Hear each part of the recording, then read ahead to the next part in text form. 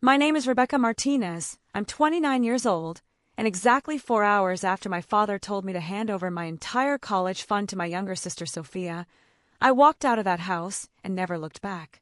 What he didn't know, what none of them knew, was that the $43,750 he expected me to sacrifice had already been transformed into something they couldn't touch. By the time the sun rose the next morning, I had received 67 missed calls and 134 text messages, but the one that made me laugh out loud arrived at 6:23 a.m. from Sophia herself. "Mom says you're being selfish. Just give me the money and stop making this harder than it needs to be." That message came 3 years before she showed up at my restaurant, resume in hand, begging for a job she wasn't qualified for. The conversation that changed everything happened on a Tuesday evening in March, precisely at 7:47 p.m., in my parents' living room in Portland, Oregon. Dad was in his recliner when he casually dropped the bomb. "Your sister needs that college fund more than you do," he said, not looking up from his beer. "You're doing fine without college. Sophia's got real potential. Stanford accepted her, Rebecca." "Stanford? That's my money, Dad. Grandma left it specifically for me." "Family helps family," Mom said from the kitchen. "Sophia's going to be a doctor. What are you going to do with a degree anyway?" Before I explain what happened next, let me know where you're viewing from and hit subscribe if you've ever been told your dreams matter less than someone else's simply because you weren't the chosen one in your family. To really understand why that conversation felt like a knife between my ribs, you'd have to go back 7 years earlier, to when Grandma Rosa had passed away. She built a successful catering business in the 1970s when nobody believed a woman could run a commercial kitchen. She left me $43,750 in a designated education fund because she knew my parents had always favored Sophia. "This is for you, Rebecca," she told me 6 months before she died. "Not for your sister, not for your parents to redistribute. For you. Promise me you'll use it to become something." I promised. And then I watched my family systematically try to convince me that my grandmother's final wish didn't matter as much as Sophia's Ivy League dreams. Sophia was born when I was 7, and from that moment, the family hierarchy became crystal clear. She was the miracle baby, the late-in-life surprise my parents treated like a precious gift. I was the practice run, the daughter who existed to make way for the real star. When Sophia got AB+ in algebra, it was celebration and ice cream. When I brought home straight A's, it was expected. When Sophia made junior varsity volleyball, Dad attended every game. When I won a regional cooking competition at 16, Mom said, "That's nice, honey," and went back to helping Sophia with homework. By 18, I had learned to be invisible. My achievements were background noise. My struggles were inconvenient. My dreams were negotiable. I had wanted culinary school after high school. The International Culinary Center accepted me with a partial scholarship. I needed $35,000 for remaining tuition. I asked my parents for help, explaining Grandma's fund wouldn't be released until I turned 21. "We can't afford that," Dad said. "Sophia's got expenses coming. Maybe community college." So I stayed in Portland. I worked 3 jobs, morning shift at a bakery, afternoon at a diner, weekend catering. I saved every dollar, living in a tiny studio with a bathroom, so small you could touch opposite walls. I taught myself advanced techniques through YouTube and library books, practicing until neighbors complained about the constant smells.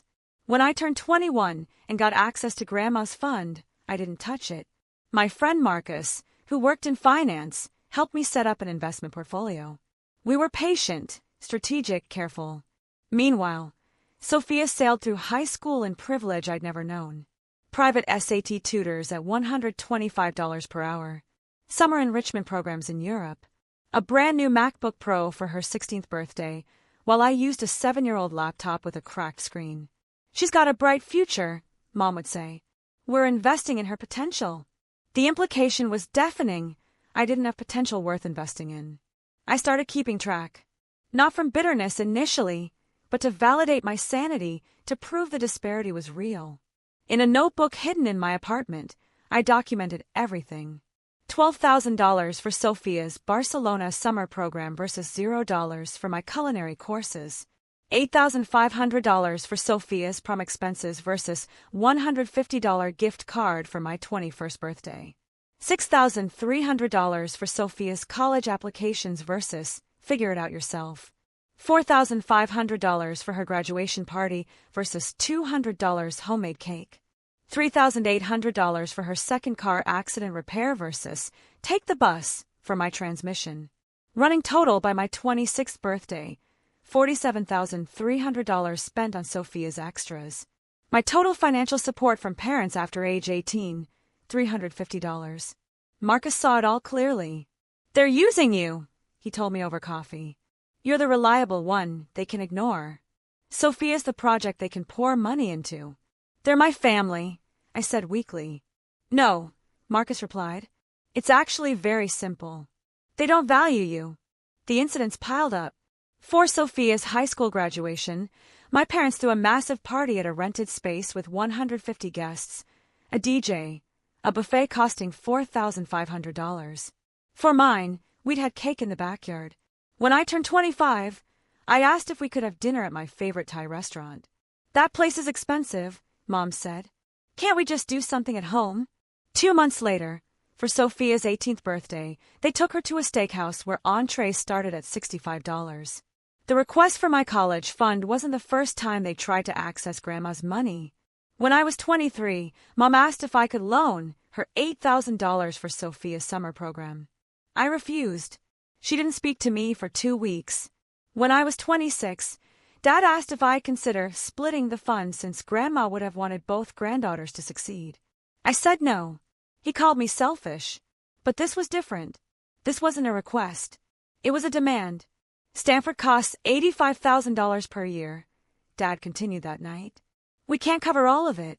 Your grandmother's fund would cover 1 year, plus some of the second. It's the right thing to do. The right thing would be for Sophia to take out loans like everyone else. Like I would have had to do. You didn't go to culinary school, Sophia said, walking in with her phone. You work at a diner. It's not like you need the money for anything important. The casual cruelty took my breath away. 5 years of 60-hour weeks, of burning my hands, of coming home smelling like fryer oil, dismissed as nothing important. Sophia, Mom said, but her tone was fond. Be nice. I'm just being honest, Sophia shrugged. Rebecca's doing fine without college. I actually need the money. I looked at my parents, waiting for them to defend me. They said nothing. That's when something shifted inside me. Quietly, completely, like ice cracking. No, I said. Dad's eyebrows rose. No. No. That money is mine. The answer is no. Be reasonable, Mom started. I am being reasonable. What's unreasonable is asking me to give up my inheritance when nobody cared about my dreams. When nobody helped me. When I was told to figure it out myself, every single time. Sophia looked up from her phone. This is so typical. You're jealous because I got into Stanford and you couldn't even get into community college. I never applied to community college, I said steadily. I worked 3 jobs because nobody in this family thought I was worth investing in. That's not fair, Dad said. We've always supported you. Really? Name one thing you've paid for since I turned 18. Silence. I could see them calculating, searching for an answer. We gave you a place to stay, Mom finally said. Until I was 19, and then you charged me rent. $600 a month. Sophia still lives here for free at 18. That's different, Dad said. She's in school. I was in school too. Working and taking community college classes at night that I paid for myself. You never even knew because you never asked. I stood up, grabbing my bag. The answer is no. Find another way to pay for Stanford. If you walk out that door without agreeing, Dad said, his voice threatening, don't bother coming back. I looked at him for a long moment. Okay. And I walked out. The messages started within an hour. Mom, you're breaking this family apart. Sophia, I can't believe you'd ruin my life like this. Dad, you have 24 hours to reconsider before we take legal action. I blocked all 3 numbers and went to Marcus's apartment. You did it, he said. You finally did it. I think I just lost my family. No, he said firmly. You lost people treating you like an ATM. There's a difference. The next morning, I called my lawyer, Patricia Chong. They can't touch that money, she confirmed. Your grandmother's will was explicit. They'd have no legal standing. I had a plan I'd been developing quietly for a year. The investment portfolio had grown Grandma's $43,750 into $61,200. I'd also saved $38,000 from restaurant work. I had $99,200, and I was going to build my own restaurant. 3 weeks later, I signed a lease on a small space in Northeast Portland. Former coffee shop, then juice bar, now mine. Rent, $3,800 monthly. I named it Roses, after my grandmother. Elevated comfort food, local ingredients, nothing over $28. Marcus invested $25,000 as silent partner. 2 culinary friends contributed $15,000 each. Total operating budget, $154,200. The first 6 months were brutal. 90-hour weeks, cooking to bookkeeping to mopping at midnight. I hired small staff, 2 line cooks, 1 dishwasher, 2 servers. Lean, efficient, desperate to succeed. Food critics noticed us around month 4. Roses serves food that reminds you why you fell in love with eating, wrote Willamette Week. By month 8, we had weekend waiting lists. By month 12, I'd paid back investors and was profitable. My salary, $45,000 that first year, but it was mine. Through acquaintances, I heard Sophia ended up at Oregon State instead of Stanford. My parents couldn't cover the gap without my fund. She was studying biology, planning for medical school. I felt nothing. They'd made their choices. I'd made mine. Year 2 was even better. We expanded menu, hired 3 more staff. Food and Wine featured us in best new restaurants in the Pacific Northwest. My salary increased to $72,000. I bought a small house, 2-bedroom bungalow with a real kitchen. I adopted a rescue dog named Biscuit. I was building a life. Marcus got married. I catered at cost, creating a 5-course menu that had guests crying over braised short ribs. I didn't think about Sophia much. Occasionally, I'd see her social media through mutual friends, Dean's List, hospital internship, medical school applications. Good for her, I thought, and meant it. And then, 3 years after I'd walked out, Sophia showed up at Rose's. It was a Tuesday afternoon, early March, exactly 3 years later. We were between lunch and dinner, just 2:47 p.m. Keisha, my manager, knocked on my office door. "Someone here to see you," she said carefully. "Says she's your sister. She's got a resume." My stomach dropped. "Tell her I'm busy." "She says it's important." "Give me 5 minutes." I used those minutes to steady myself, to put on my chef's jacket with Chef Martinez embroidered on the pocket. This was my restaurant, my success, my world. Sophia walked into my office looking exactly like her Instagram photos. Styled blonde hair, designer jeans, expensive bag. But up close, I saw a strain around her eyes.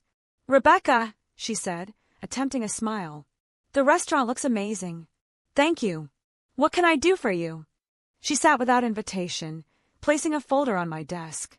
"I need a job. There are many restaurants in Portland hiring." "I need a job here," she said, opening the folder to reveal a resume on expensive paper. "I'm taking a gap year before medical school. Mom thought it would be good for me to learn about business, and your restaurant is successful." "Stop," I interrupted. "Mom suggested this." Sophia looked uncomfortable.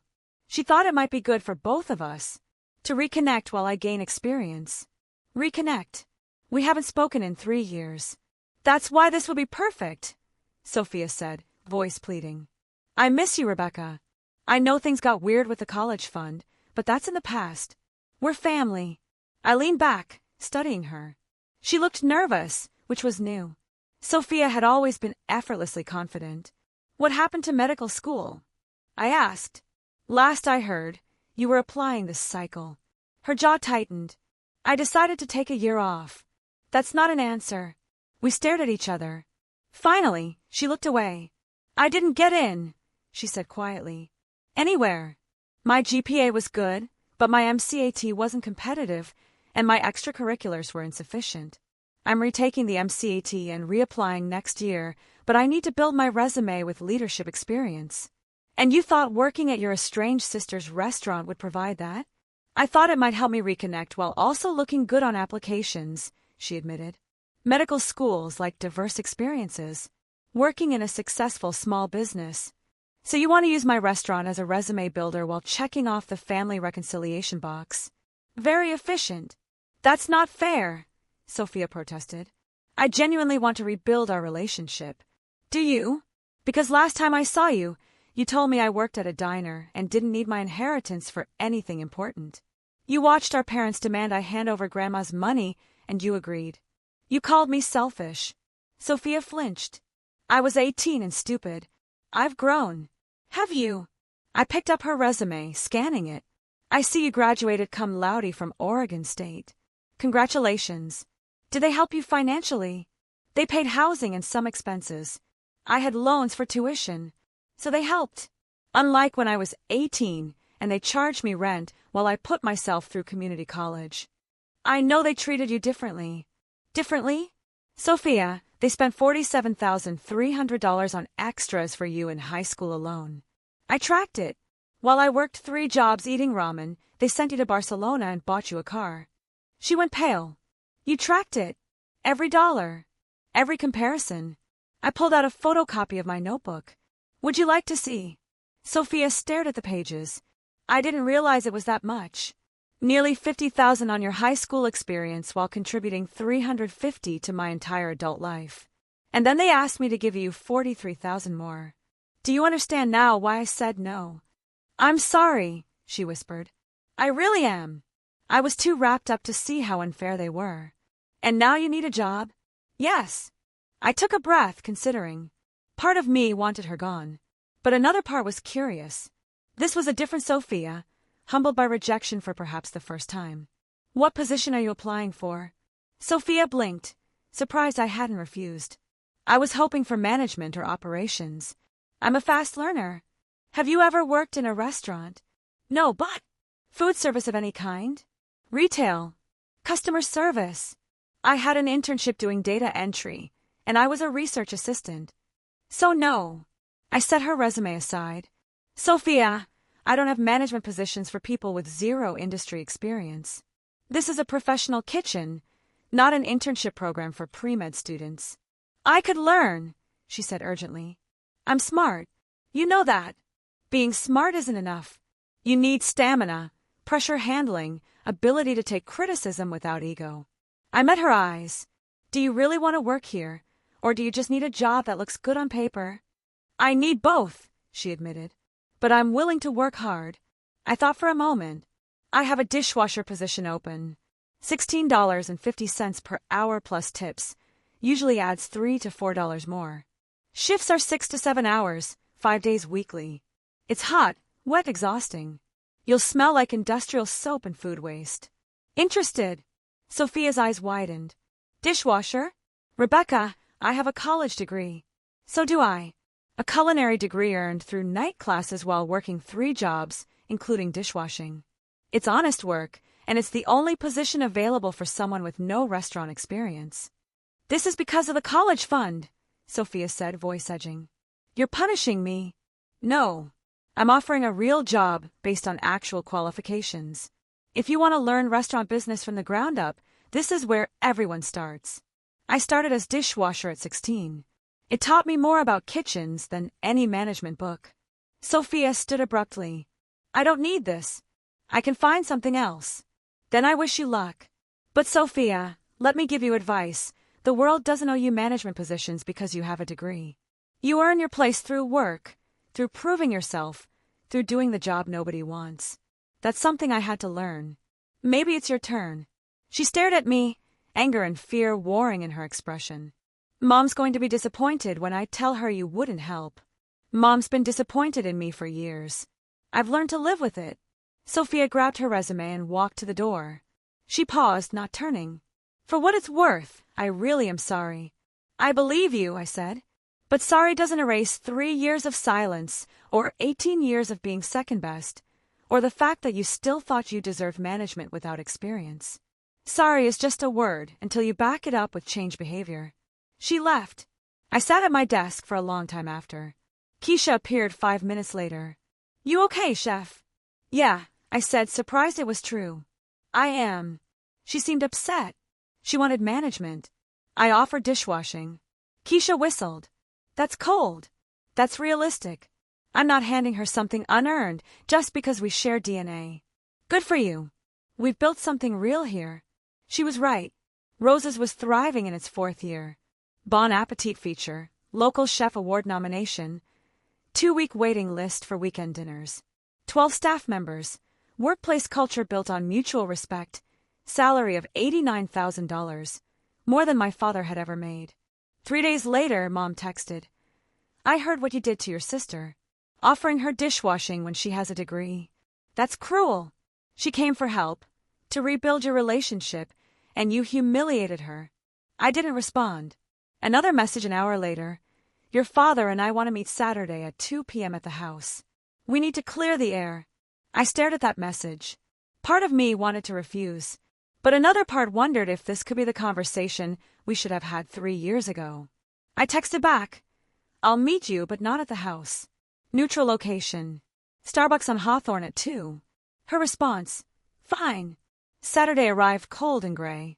I dressed in jeans and a Rose's hoodie, casual but marked with my success. I arrived at 1:55, ordered coffee, chose a back corner table. My parents arrived exactly at 2 o'clock, looking older than I remembered. More gray hair, more lines. They sat with identical expressions of parental disappointment. Rebecca, Mom started. Thank you for meeting. What did you want to discuss? Dad jumped in. Your sister came asking for help, asking to learn from your success, and you offered her manual labor. That's not how family treats each other. I offer the only position available for someone with 0 restaurant experience. The same position I started with. You could have created something for her, Mom said. Assistant manager, coordinator. Something appropriate for her education. Why would I create a fake job to pad Sophia's resume? That wouldn't help her or my restaurant. Because she's family, Dad said, as if that explained everything. So am I. But that didn't help me when I needed family. Silence fell. Mom stirred her coffee. We did the best we could, she finally said. Different children have different needs. $50,000 more support, I interrupted. I have documentation. Would you like to see it? You tracked our spending? Dad asked incredulously. The kind who was told she was crazy for thinking her family treated her unfairly. The kind who needed proof. I opened my phone. Should I read highlights? The $12,000 Barcelona trip versus 0 for my culinary education? The $8,500 prom versus $150 birthday? Stop, Mom said, voice breaking. Why? Does hearing it make it real in a way living it didn't? We were doing what we thought was right, Dad said defensively. Sophia had opportunities, real opportunities. And what about my opportunities? Did those not matter? Did my dreams not count because they involved cooking instead of medicine? It's not the same, Mom said. Doctors save lives. Chefs make food. I laughed without humor. There it is. The truth you've never said out loud. My dreams were always less important because you valued her career more. That's not fair, Dad protested weakly. Isn't it? Let me tell you about my restaurant.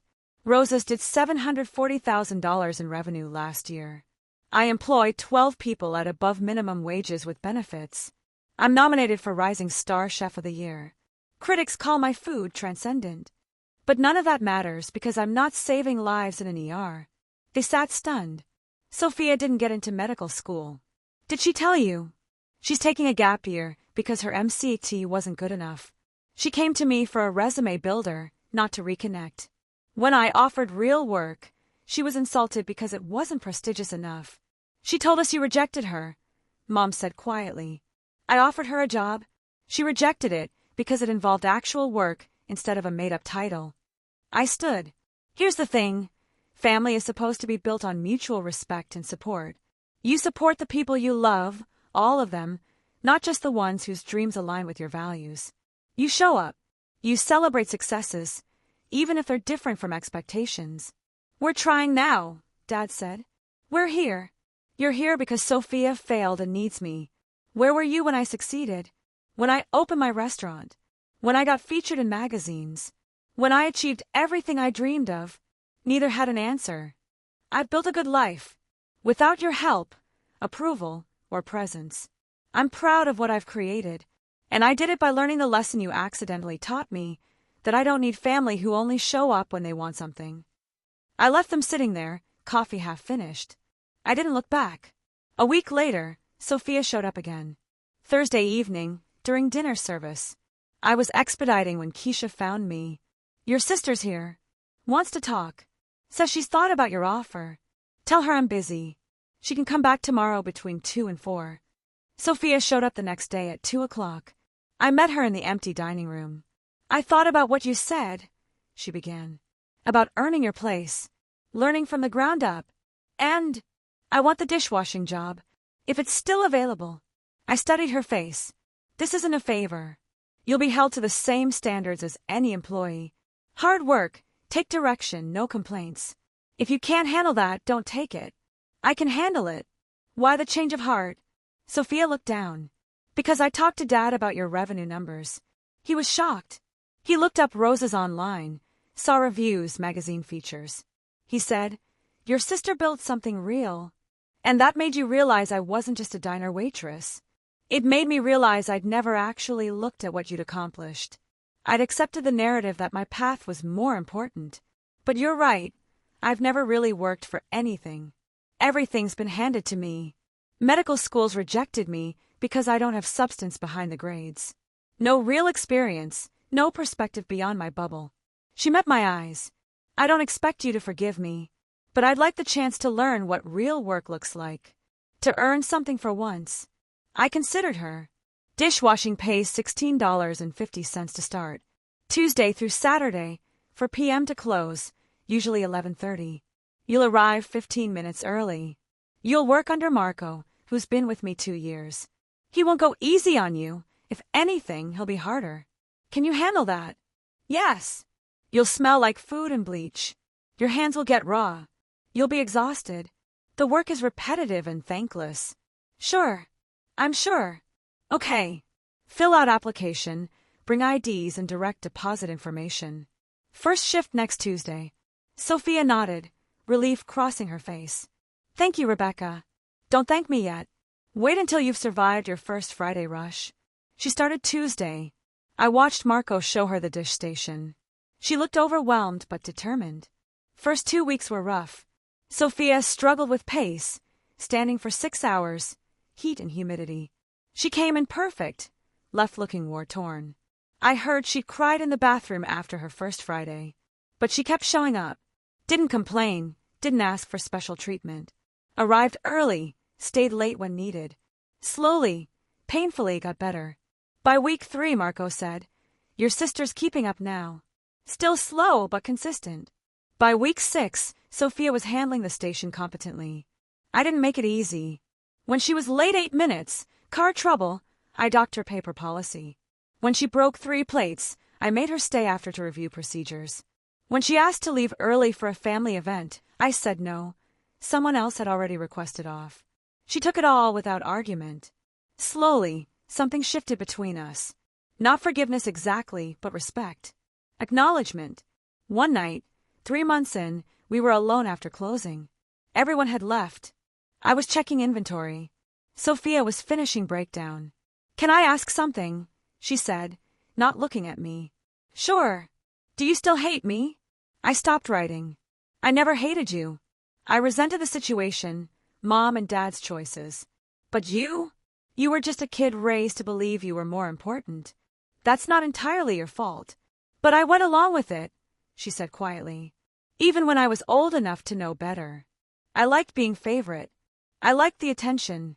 I never thought about what it cost you. No, you didn't. I'm sorry. Really, truly sorry. Not because I need something, but because I understand what I took for granted. I nodded slowly. Thank you. That actually means something. We stood in silence, 2 sisters in an empty kitchen at midnight. You know what's weird? Sophia said. This is the hardest I've worked for anything, and I'm making less than $15 an hour. But I'm learning more about myself than in 4 years of college. That's what real work does. It shows you what you're made of. 6 months after Sophia started, I promoted her to prep cook. A real promotion, earned through performance and willingness to learn. Her wage went to $18.50, and she started day shifts learning knife skills and cooking techniques. She never made management. Didn't want to. After 10 months, Sophia announced she was applying to nursing school instead of medical school. I want to help people, she explained. But I realize I don't have the right temperament for being a doctor. Nursing feels more like me, more hands-on, direct patient care. She got into a good program at OHSU with full scholarship. She left Roses on good terms after almost a year of honest work. We weren't best friends, didn't have weekly dinners or share secrets, but we had mutual respect now, built on shared experience rather than shared DNA. My parents eventually reached out with a carefully worded email acknowledging they had, perhaps, shown favoritism and may have underestimated my ambitions. It wasn't the full apology I deserved, but it was something. I responded with brief updates and polite but distant tone. I saw them occasionally at holidays, maintaining cordial but surface-level relationships. The deep wound had scarred over but hadn't disappeared. Roses continues thriving. 5 years in, we've expanded to include private dining, and I'm planning a second location. My grandmother would be proud, not just of business success, but of the boundaries I've maintained, the standards I've upheld, the life I've built on my own terms. The college fund, she left me seated, everything I've created. Not just financially, but philosophically. She saw potential my parents couldn't, value in dreams my family dismissed. Her faith became my foundation. Looking back now, I realize that losing my family's approval was the price of gaining self-respect. Some would call that tragic. I call it liberation. Have you ever had to choose between family expectations and your own dreams? Have you been told your ambitions matter less than someone else's? I'd love to hear your story in the comments. Share this video with someone who needs to hear that it's okay to put yourself first. And don't forget to subscribe for more stories about finding your worth when the people who should love you can't see it. The real inheritance my grandmother left wasn't money. It was permission. Permission to value myself, to build something meaningful, to refuse to shrink so others could shine. That permission changed everything. And I hope if you need it, this story gives you the same permission.